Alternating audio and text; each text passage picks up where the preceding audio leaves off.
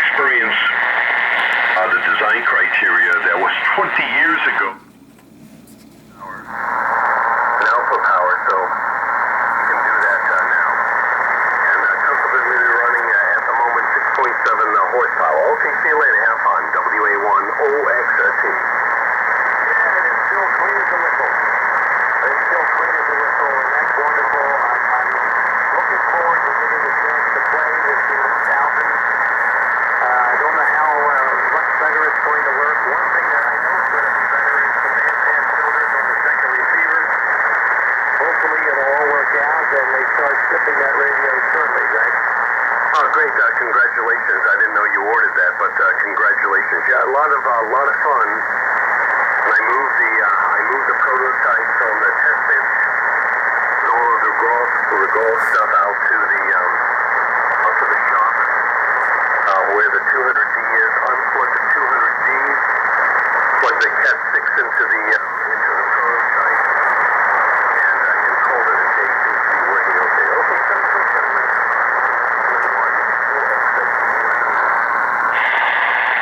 Okay, okay, go ahead, Harold.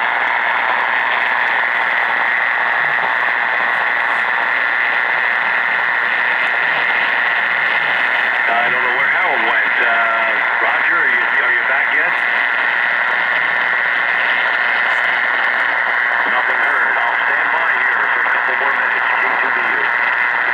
The only objection on So a few signals comparing the lower sideband reception on the Tecsun PL680 versus the GP5SSB.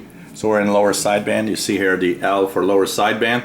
This is the fine tuning, which is on beat.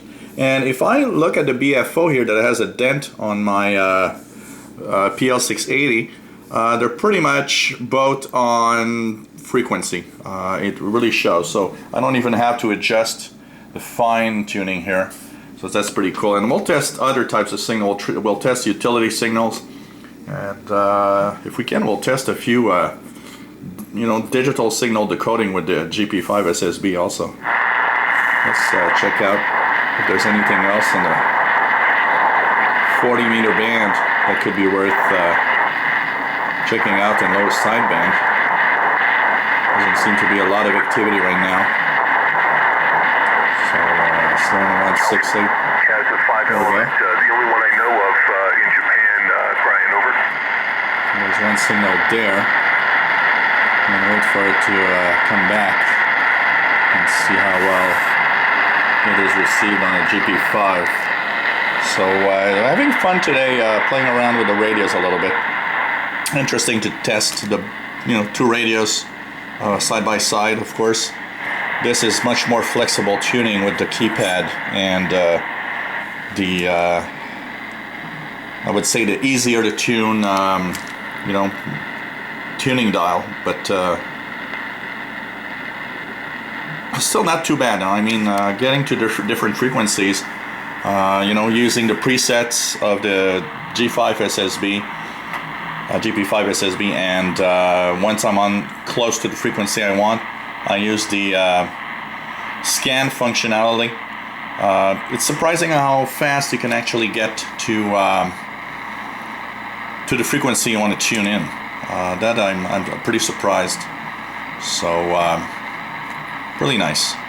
And even though it's not totally flexible, at least it does, does work quite well actually. I seem to have a little bit more of maybe the PL680. I would say is a little more sensitive. So let's try this one.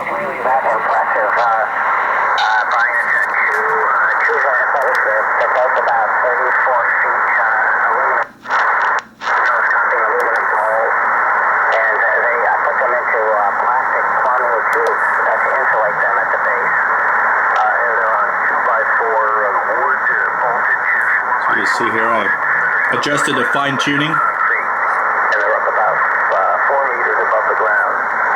But each of them has 30 elevated radios, 30 quarter wave radios, for a total of 60 between the two verticals. And the two radio fields are insulated from one another. They don't touch when they intersect this space to about 6 inches with insulators.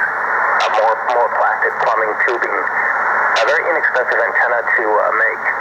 I'm phasing them using a method called the Christman method, which just uses coax as a relay out in the woods, and then it changes the phase by triggering a relay, putting the delay line in either. Let's go back here. It was a lot of work with the ground system, putting up the 30 counterpoise wires per vertical. I had to run catenary lines around those verticals off of trees, so I had points to tie off to, and then tuning the length of the radio, but still have to do more tuning on it.